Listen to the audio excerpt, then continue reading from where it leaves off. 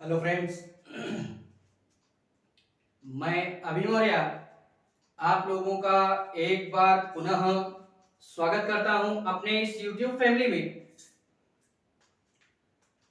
आज की क्लास में हम जो अध्ययन करने वाले हैं वो अध्ययन करेंगे इंडियन पॉलिटी की ही श्रृंखला में। इससे पहले जो भी सारी क्लासें हमारी हो चुकी हैं उनमें से कुछ वीडियोस का लिंक आपको नीचे डिस्क्रिप्शन में मिल जाएगा।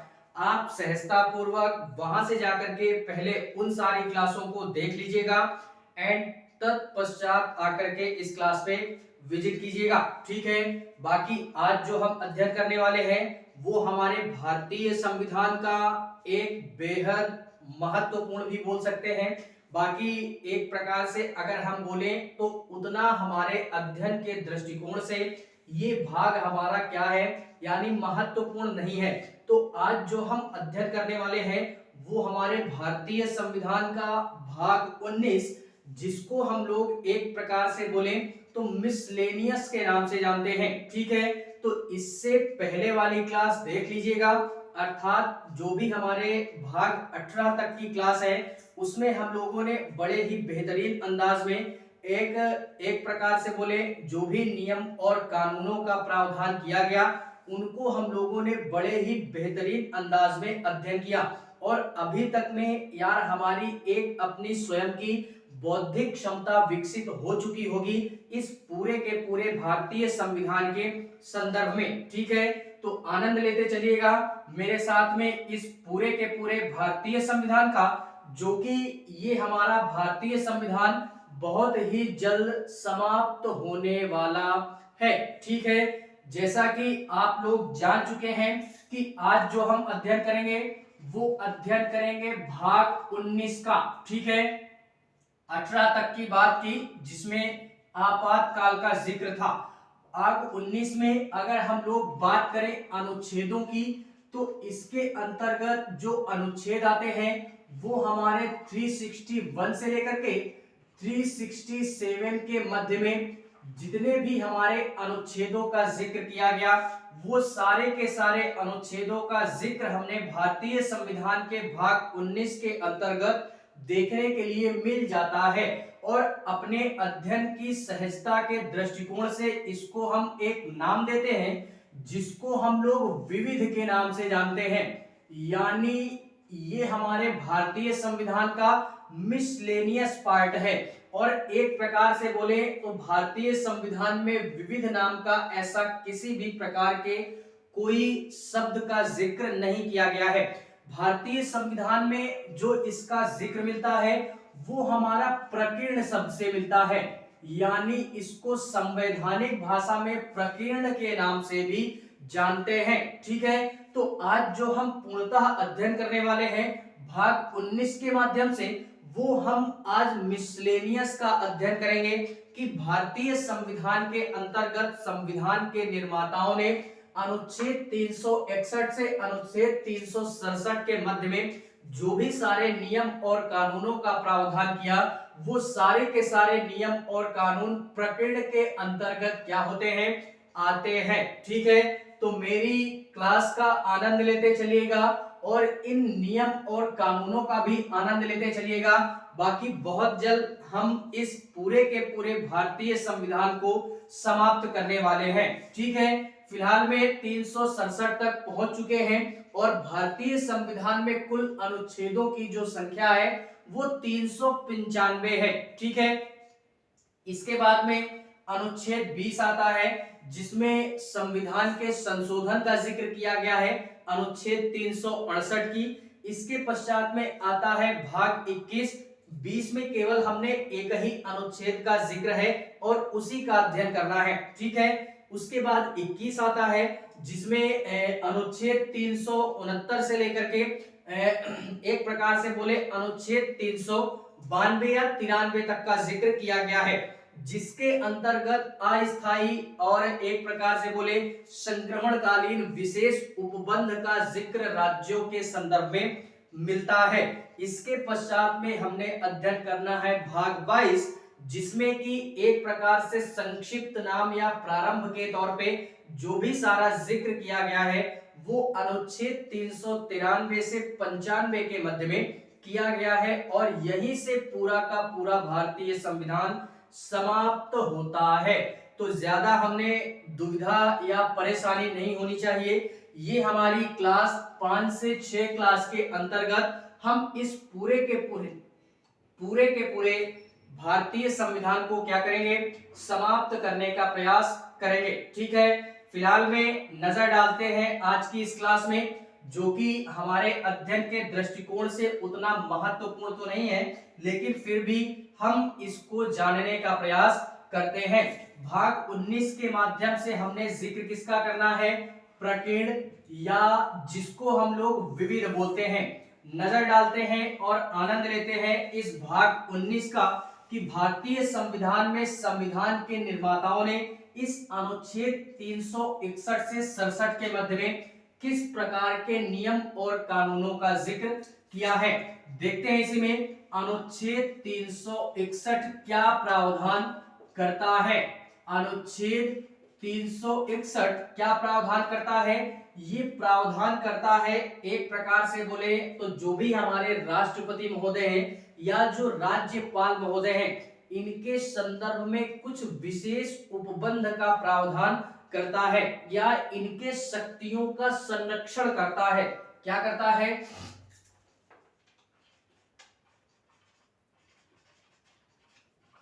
राष्ट्रपति महोदय एवं राज्यपाल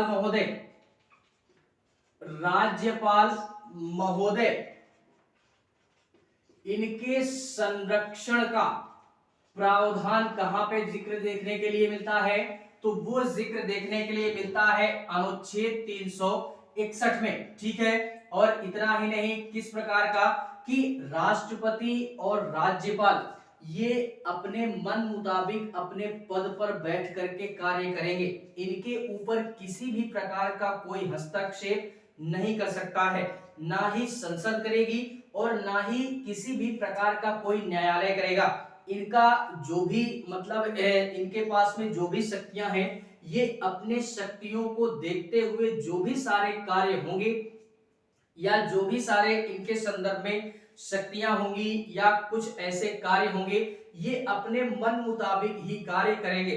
किसी भी प्रकार के इनके ऊपर कोई दबाव नहीं बना सकता है और ना ही किसी प्रकार का कोई एक प्रकार से बोले तो हस्तक्षेप कर सकता है। ठीक है, लेकिन अगर किसी भी प्रकार का असंवैधानिक कृत्य करते हैं तो उसमें न्यायालय एक प्रकार से जांच कर सकता है, लेकिन फिर भी इनके ऊपर दबाव नहीं बना सकता है। जांच कर दीजिए और उनको बता दीजिए कि आपने ऐसे एक प्रकार से बोले तो असंवैधानिक कृत्य किए हैं, जिस कारणवश हमने आपके ऊपर ये जांच का मामला दर्ज किया है। और इतना ही नहीं, इनके ऊपर किसी भी प्रकार का कोई एफआईआर वगैरह भी दर्ज नहीं होती है, और दर्ज हो भी जाती है तो यार इनके ऊपर किसी भी प्रकार का कोई मुकदमा वगैरह भी नहीं चलाया जाता है। लेकिन ये जब तक पद पर बने रहेंगे तब तक की बात है। जैसे ही इनका कार्यकाल पूरा हुआ, ये अपने पद से अगर हटते हैं तो इनके ऊपर बड़े ही बेहतरीन अंदाज में एफआईआर भी दर्ज होगी और मुकदमा भी दर्ज होगा। ठीक है, अब वो मुकदमा हमारा फौजदारी मुकदमा हो सकता है, दीवानी मुकदमा हो सकता है, वो किसी भी प्रकार का कोई भी मुकदमा हो सकता है। ठीक है, फिलहाल में ऐसा कहा जाता है कि अनुच्छेद 72 के तहत राष्ट्रपति महोदय और अनुच्छेद 161 के तहत राज्यपाल महोदय को ये शक्ति प्रदान की गई है कि वो किसी भी प्रकार की दंडात्मक जो भी हमारे एक प्रकार से सजा का प्रावधान है वो माफ कर सकते हैं। इसी कारणवश ये बोला गया कि अगर इनके ऊपर किसी भी प्रकार का कोई आपराधिक कृत्य के मामले में अगर मुकदमा दर्ज होता है तो इनको तो यार संवैधानिक शक्ति प्राप्त है, अनुच्छेद 72 और अनुच्छेद 161, तो ये अपनी गलतियों की सजा स्वयं में माफ कर लेंगे। तो इसी कारणवश इनके ऊपर ये सारे प्रावधान देखने के लिए मिल जाते हैं। लेकिन कहीं कहीं पर यार ऐसा होता है कि इनके ऊपर दीवानी मुकदमा चल जाता है, लेकिन दीवानी मुकदमा चलाने से पहले 2 महीने पूर्व इनको सूचना दे दी जाती है कि आपके ऊपर दीवानी मुकदमा चलाया गया है। और फाइनली फौजदारी मुकदमा क्या होता है, दीवानी मुकदमा क्या होता है, ये मैंने आपको राष्ट्रपति और राज्यपाल जब अध्ययन करवाया तो वहां पे मैंने सारी चीजों से रूबरू करवाया। ठीक है, फिलहाल में फौजदारी मुकदमे की जो सुनवाई करते हैं उन जजों को हम लोग क्या बोलते हैं, उन जजों को हम लोग एक प्रकार से बोले तो सेशन जज के नाम से जानते हैं। और दीवानी मुकदमे की जो जज सुनवाई करते हैं उनको हम लोग सिविल जज के नाम से जानते हैं। ठीक है, तो इतनी सारी चीजें हमने क्या करनी है, याद रखनी है कि राष्ट्रपति महोदय को और राज्यपाल महोदय को कुछ विशेष संरक्षण प्राप्त है। ये कुछ भी कर सकते हैं, इनके ऊपर किसी भी प्रकार की कोई जोर जबरदस्ती, कोई दबाव, कोई हस्तक्षेप नहीं कर सकता है। ठीक है, बात करते हैं इसी के अंतर्गत अनुच्छेद 362 के संदर्भ में कि अनुच्छेद 362 क्या प्रावधान करता है।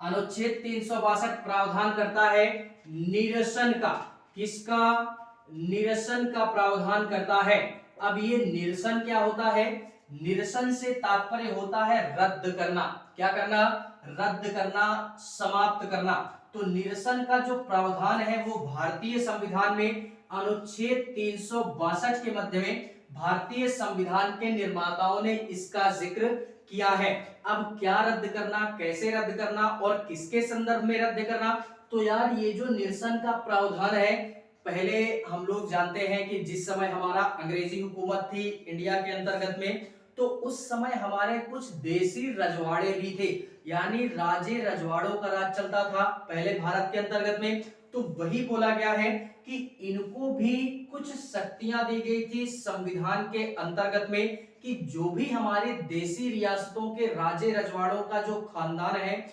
इनको भी संविधान क्या देता है, यानी एक प्रकार से संरक्षण प्राप्त करवाता है, एक प्रकार से अधिकार देता है कि आपके ऊपर किसी भी प्रकार का कोई मुकदमा वगैरह नहीं चलेगा, किसी भी प्रकार का कोई फौजदारी का मुकदमा नहीं चलाया जाएगा। और ऐसी बात जब हो गई तो राजा लोग बड़े खुश हुए कि हमको तो यार थोड़ा सा क्या बहुत सारा संरक्षण मिला कि अब जो भी आपराधिक कृत्य करेंगे इसमें मुकदमा ही दर्ज ना होगा।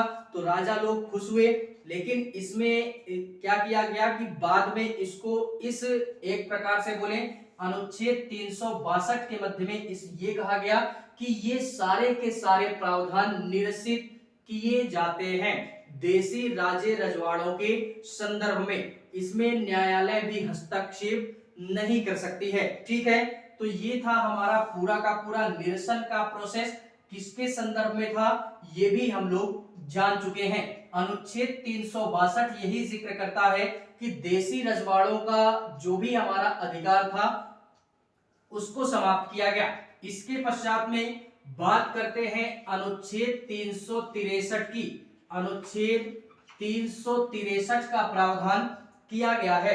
अनुच्छेद 363 में क्या बोला गया, अनुच्छेद 363 में एक प्रकार से बोले तो बोला गया है कि जो भी हमारे एक प्रकार से बोले जो भी अंतरराष्ट्रीय संधियां हैं, जो भी अंतरराष्ट्रीय संधियां हैं वो, और जो भारतीय राजाओं के साथ में हुई संधियां हैं वो, उनको क्या किया जाएगा, एक प्रकार से उनका प्रावधान किया गया है।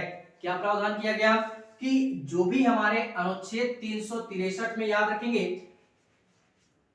कि जो भी हमारे अंतरराष्ट्रीय संधियां हैं, अंतरराष्ट्रीय संधियां एवं जो भी हमारे एक प्रकार से बोले तो देसी रियासतों के जो राजा थे, देसी रियासतों के राजाओं के साथ में जो भी हमारी संधियां होती हैं उनका प्रावधान किया गया है, उनका प्रावधान किया गया है या उनका जिक्र कहां पे किया गया, अनुच्छेद 363 के मध्य में किया गया है। अब ऐसा क्या बोला गया कि कुछ हमारी अंतरराष्ट्रीय संधियां आज भी होती हैं तो उनके संदर्भ में भी यार ये बोला गया कि किसी भी प्रकार का कोई हस्तक्षेप नहीं किया जाएगा। ठीक है, संधियों के संदर्भ में। और ये भी बोला गया कि कुछ हमारे पहले भारतीय राजा थे देसी रजवाड़े टाइप में, तो उन्होंने जो पहले संधियां की थी अब वो किसी के साथ में भी हो सकती हैं, ठीक है। तो उनका भी प्रावधान किया गया है कि उनकी भी संधियों का क्या किया जाएगा, मान रखा जाएगा और उनकी संधियां आज भी क्या होंगी, लागू होंगी, ठीक है। जैसे जैसे कि यार इस प्रकार से हमारे कई सारे आते हैं। कर्नाटक में हम लोगों ने देखा कि कर्नाटक और तमिलनाडु के बीच में हमारी कावेरी जल विवाद है, जिसमें कर्नाटक वालों ने लीज पर एक प्रकार से बोले अंग्रेजों के साथ में उनका संबंध जो था वो अच्छा हो गया था। तो कर्नाटक वालों ने अंग्रेजों से एक प्रकार से कावेरी नदी को 999 साल के लिए लीज पर लिया था। तो ये एक प्रकार की संधि थी यार, 999 साल काफी होता है, ठीक है। तो ये एक प्रकार की संधि थी। तो इस प्रकार की जितनी भी हमारी संधियां हैं उनका मान रखते हुए क्या किया जाएगा, उनको आज भी लागू रखा जाएगा। और इतना ही नहीं, हमारे जिस समय देसी रजवाड़े टाइप में राजा लोग थे तो उसमें हमारे कुछ ऐसे राजा थे जो कि एक प्रकार से हम भी जानते हैं कि ये जो भी हमारे सरदार पटेल थे उन्होंने राष्ट्रीय एकीकरण करने के लिए यानी भारत को एकीकरण करने के लिए उन्होंने कई अथक प्रयास किए, जिसमें उस समय हमारे कई ऐसे देसी राजे रजवाड़े टाइप के लोग थे जो अपनी स्वेच्छा से भारत में मिलने से मना कर रहे थे। तो सरदार पटेल ने ये कहा कि अगर आप अपनी स्वयं की स्वेच्छा से भारत में यदि मिल जाते हैं तो अच्छी बात है, हम आपकी जो भी संपत्ति है, महल है, किले वगैरह हैं, इसको हम कुछ भी नहीं करेंगे, अर्थात सरकार इनके ऊपर किसी भी प्रकार का कोई आपराधिक कृत्य ना करते हुए ये आपके पास ही रहेगी। लेकिन अगर आप अपनी स्वेच्छा से शामिल नहीं होते हैं भारत में तो फिर इस प्रकार से हमको आपराधिक कृत्य करना पड़ेगा, सरकार आपके खिलाफ कदम उठाएगी, सेना वगैरह भेजेगी, तो आपको फिर एक प्रकार से बोले तो असहजता महसूस करते हुए यार भारत में शामिल होना ही पड़ेगा, ठीक है। इसमें दो राय वाली बात नहीं है। इसी में से कुछ हमारे राजा जैसे आते हैं, जैसे हम लोगों ने नाम सुना होगा ज्योतिरादित्य राय सिंधिया, जो कि एक प्रकार से बोले तो ये हमारे सिंधिया परिवार से थी, जो कि मराठाओं की एक शाखा टाइप में होती है, ठीक है। सिंधिया ये आज भी है वर्तमान में। ये पहले हमारा क्या थी कि कांग्रेस पार्टी से थी, लेकिन आज वर्तमान में ये बीजेपी पार्टी से है। और इनका एक प्रकार से बोले मध्य प्रदेश में इनको आज भी महाराज की उपाधि दी जाती है, महाराज नाम से इनको संबोधित किया जाता है। तो ये देसी राजे रजवाड़ों के खानदान से थी हमारी ज्योतिरादित्य राय सिंधिया, ठीक है। और इनका जो महल था वो यार संसद भवन से भी बड़ा था। किससे बड़ा था, संसद से भी बड़ा था, जो कि आज वर्तमान की स्थिति में हम देख सकते हैं। और इतना ही नहीं, इसी प्रकार से राजस्थान साइड में भी हमारे एक महल देखने के लिए मिलता है वसुंधरा राजे का, ठीक है। वो भी राजस्थान के जयपुर में वसुंधरा राजे, ये इनका भी महल देखने के लिए मिलता है, किले वगैरह देखने के लिए मिल जाते हैं, काफी भव्य थे। तो इस प्रकार के जितने भी हमारे देसी राजे रजवाड़े टाइप के लोग थे इनको आपस में मिलाना ही क्या था कि इनको यही बोला गया था कि स्वेच्छा से आप भारत में एकीकरण कर लीजिए, ठीक है। तो इस प्रकार का जो भी सारा सिस्टम था वो सारा का सारा सिस्टम ये अनुच्छेद 363 के मध्य में दिया गया है, ठीक है। और इसका जिक्र भी कहां पे मिलता है, ये अनुच्छेद 363 में मिलता है। जो भी संधियां थी ये संधियां हमारी होनी चाहिए और ये संधियों को भरपूर लागू भी किया जाना चाहिए। अभी जो मैंने ज्योतिरादित्य राय सिंधिया या जो भी वसुंधरा राजे के संदर्भ में बोला तो ये सरकार के तरफ से और उन राजे रजवाड़ों की तरफ से एक प्रकार की संधि ही थी, ठीक है, जिस कारणवश इस संधि का मान रखते हुए एकीकरण किया गया, ठीक है। इसको भी हमने क्या करना है, याद रखना है। अनुच्छेद 364 की बात करते हैं, किसकी बात करते हैं,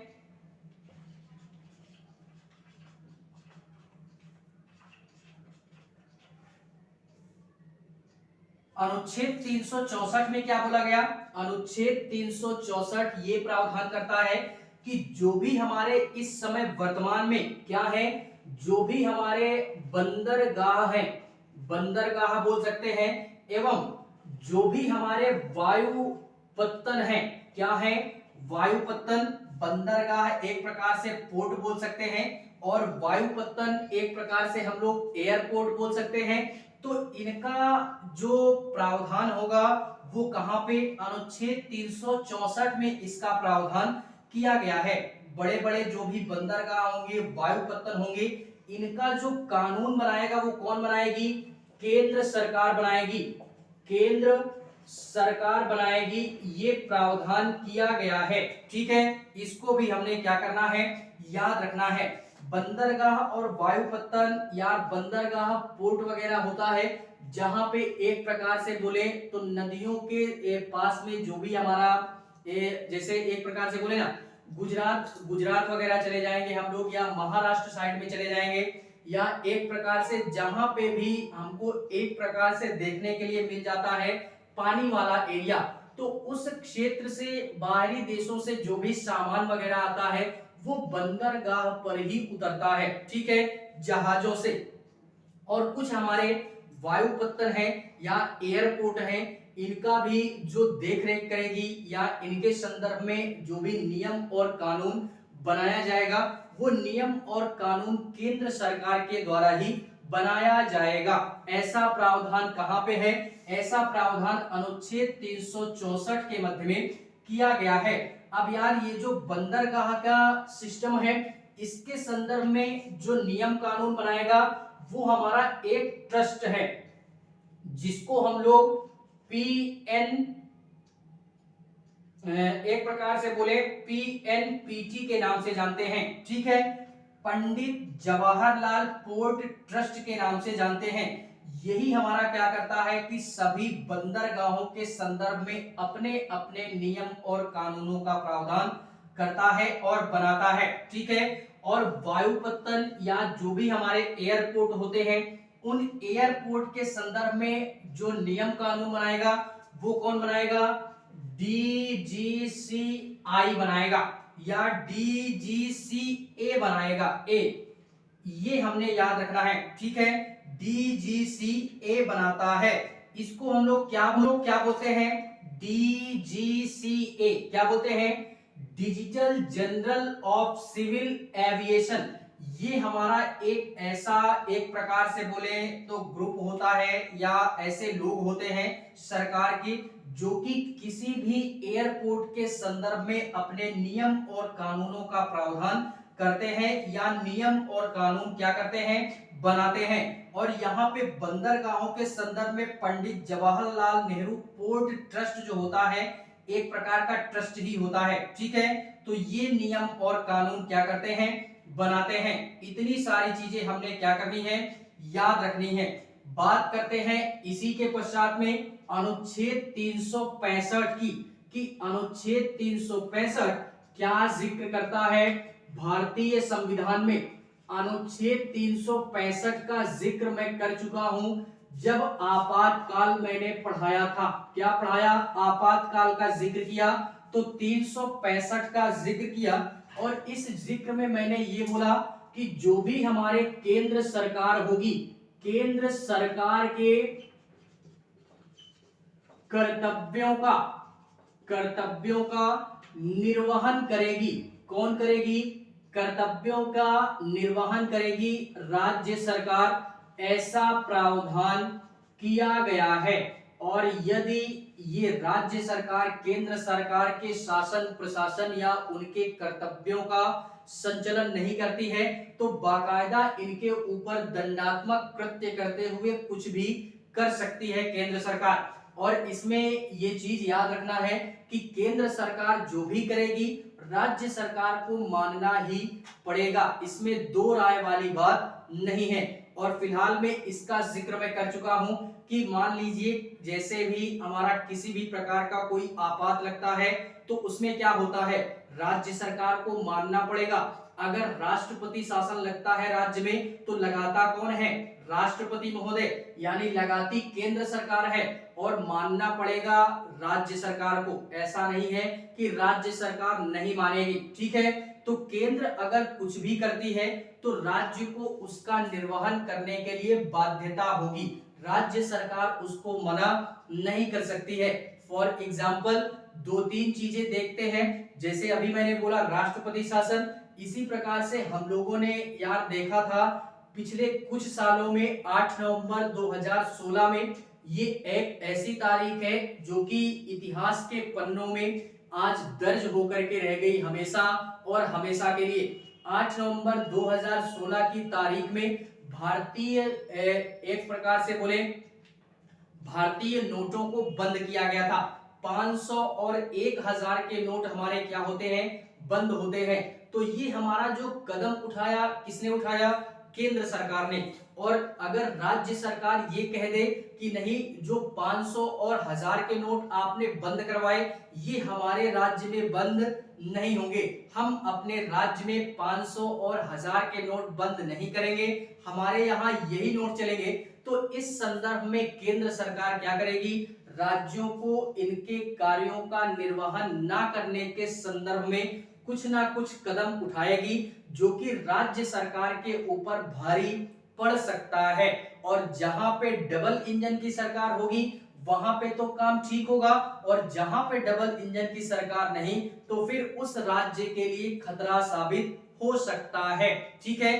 तो ये हमारा जब भी नोट वगैरह बंद हुए, निर्णय लिया केंद्र सरकार ने और लागू हुआ पूरे के पूरे देश के संदर्भ में, और सारे राज्यों ने इसकी क्या की, प्रशंसा की, और 500 और 1000 के नोट क्या किए गए, बंद किए गए, ठीक है। तो इसको भी हमने क्या करना है, याद रखना है। अनुच्छेद 365 केंद्र सरकार के प्रशासनिक कार्यों का या इनके कर्तव्यों का जो निर्वहन होगा वो राज्य सरकार बड़े ही बेहतरीन अंदाज में करेगी। इसका प्रावधान किया गया भारतीय संविधान के अनुच्छेद 365 में, ठीक है।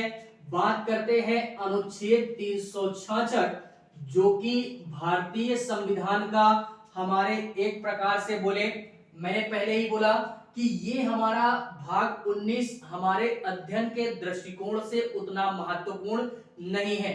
यहाँ पे केवल और केवल एक अनुच्छेद हमारा महत्वपूर्ण होता है, जो कि है अनुच्छेद 365, जो कि केंद्र सरकार के कर्तव्यों का निर्वहन करवाती है राज्य सरकार को। लेकिन फिर भी भाग 19 हमको याद करके रखना कि क्या क्या नियम और कानून या किस प्रकार के नियम और कानूनों का प्रावधान किया गया है, ठीक है।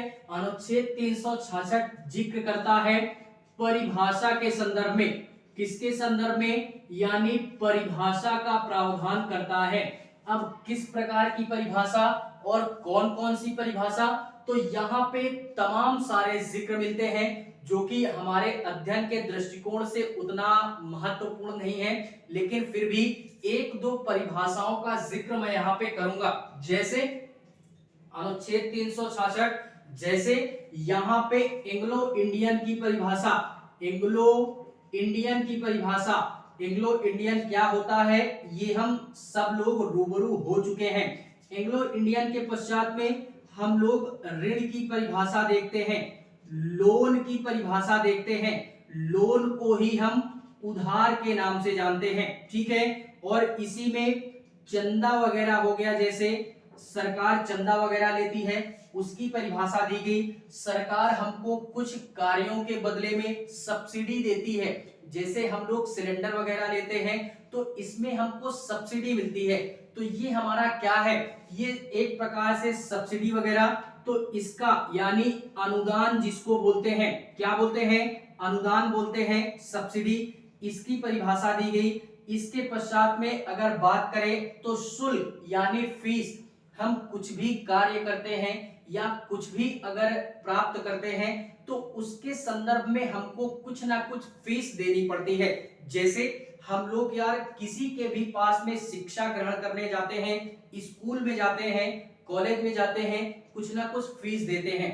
डॉक्टर के पास जाते हैं, मेडिसिन वगैरह लेते हैं, कुछ ना कुछ फीस देते हैं, ठीक है। वकील के पास जाते हैं, मुकदमा वगैरह लड़ते हैं, उसकी कुछ ना कुछ अपनी फीस होती है। तो उस फीस के संदर्भ में यानी शुल्क के संदर्भ में जो भी हमारा एक प्रकार से बोले परिभाषा दी गई है, इसी प्रकार के यार अनेक परिभाषाएं दी गई हैं जो कि हमने याद रखना है। केवल और केवल इसी तरीके याद रखिएगा, उतना हमारे अध्ययन के दृष्टिकोण से मैंने बोला ये भाग 19 क्या है, महत्वपूर्ण नहीं है। इसमें एक चीज और याद रखिएगा, ऋण और लोन में काफी अंतर होता है। लोन मतलब उधार होता है, ऋण मतलब डेप्ट होता है। क्या होता है? डेप्ट होता है। ऋण हम उसको बोलते हैं जिसको चुकाना हमारे लिए आवश्यक होता है, उसी को हम लोग ऋण बोलते हैं। और उधार क्या होता है? उधार ये जरूरी नहीं है कि हम उधार चुकाएं ही चुकाएं, हमारा मन होगा तो हम उधार देंगे, मन नहीं होगा तो नहीं देंगे, लेकिन फिर भी जिससे लिए होगे अगर नहीं दोगे तो फिर यार माहौल गर्म कर देगा, ठीक है। इसी कारणवश ये ऋण जो होता है इसको चुकाना आवश्यक होता है, लेकिन उधार हमारा चुकाना आवश्यक नहीं होता है। ये दोनों में अंतर होता है, इसको हमने क्या है याद रखना है।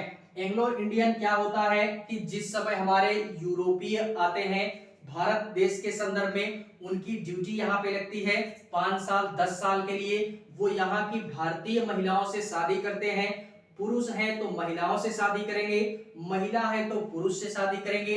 इन्हीं दोनों के बीच में जो संतान उत्पत्ति होती है उसी को हम लोग क्या बोलते हैं, एंग्लो इंडियन के नाम से जानते हैं, ठीक है।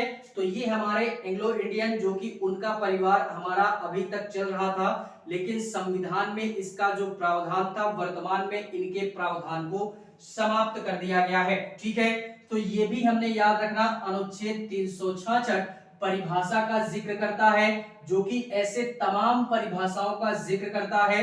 और भी है इसमें, इतना ही नहीं है, ठीक है, लेकिन कुछ मैंने बताया जो कि हम लोग अध्ययन के दृष्टिकोण से हमारे एक बौद्धिक समझ बन सके कि किस प्रकार के जिक्र हमको मिलते हैं। इसी कारणवश बोला गया प्रकीर्ण यानी मिसलेनियस का प्रावधान सारे संविधानों का मिसलेनियस है इसके अंतर्गत में, ठीक है। एंड इसी के पश्चात में बात करते हैं अनुच्छेद 367 जो कि इस भाग का हमारे क्या होगा, लास्ट अनुच्छेद होगा और लास्ट कानून होगा। इसमें हम लोग बात करते हैं निर्वसन की, निर्वसन बोलते हैं या निर्वचन बोलते हैं, निर्वचन बोल दीजिए ये ज्यादा बेटर होगा। निर्वचन का प्रावधान या जिसको हम लोग इंटरप्रिटेशन के नाम से जानते हैं, इंटरप्रिटेशन का प्रावधान करता है कौन, अनुच्छेद 367। तो ये भी हमारे अध्ययन के दृष्टिकोण से आवश्यक नहीं है। फिलहाल में ये थी हमारे भाग 19 जो कि भारतीय संविधान का भाग 19 आज हम लोगों ने शुरू भी किया, यानी इसको हम लोगों ने आरंभ भी किया और समाप्त भी किया। अनुच्छेद 361 से 367 के मध्य में जितने भी अनुच्छेदों का जिक्र मिलता है भारतीय संविधान में, वो हमारा विविध यानी प्रकीर्ण के तौर पे मिलता है, जो कि मिसलेनियस के नाम से हम जानते हैं, ठीक है। तो आई होप यार इसमें आप एक ही अनुच्छेद याद रखिएगा, अनुच्छेद 365 जो कि हमारे अध्ययन के दृष्टिकोण से आवश्यक है। बाकी और अनुच्छेदों को आप केवल और केवल जानकारी के उद्देश्य से याद रखिएगा कि क्या क्या प्रावधान किया गया है। बाकी इसके पश्चात हमारे अनुच्छेद भाग 20 बचता है, जिसमें कि हम लोग जिक्र करेंगे अनुच्छेद 368 जिसमें संविधान संशोधन का जिक्र मिलता है, और एक ही अनुच्छेद आता है एक प्रकार से बोले किसके अंतर्गत में, भाग 20 में। इसके पश्चात में भाग 21 आता है और भाग 22 आता है। इसके पश्चात में पूरा का पूरा भारतीय संविधान हमारे क्या होता है, समाप्त हो जाता है। तो आप लोग रिवीजन करते चलिएगा, जितना ज्यादा से ज्यादा हो सके रिवीजन करते चलिएगा, रिवीजन पे ही फोकस होना चाहिए। बाकी इससे अधिक हमने कुछ भी अध्ययन करने की आवश्यकता नहीं है।